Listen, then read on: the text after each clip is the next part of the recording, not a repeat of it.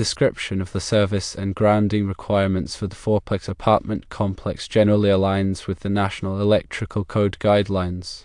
Firstly, regarding the service feeder, consider a 400 amps, 120/240 volts single-phase service.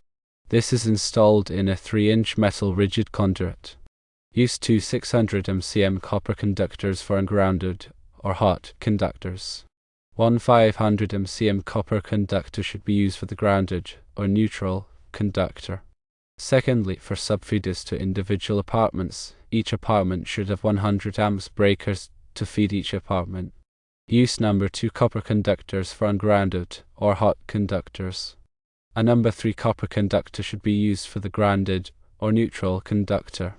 In terms of grounding, the grounding cable to the electrode should be a 1/0 copper conductor.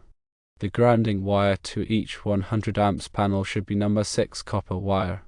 The National Electrical Code requires a minimum of 4 ground rods or other grounding electrodes for a 400 amp service.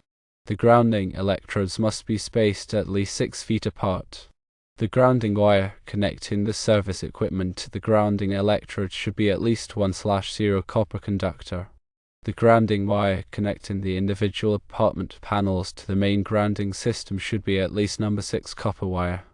Refer to National Electrical Code Table 250.66, Grounding Electrode Conductor for Alternating Current Systems, National Electrical Code Table 310.15. B. 16. Ampacity of conductors rated 0 to 2000 volts, and National Electrical Code Table 310.15. E. 7. Ampacity of conductors rated 0 to 2000 volts for conductors for feeders.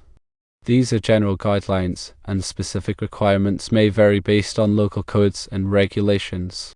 Consult with a licensed electrician to ensure compliance with all applicable electrical codes.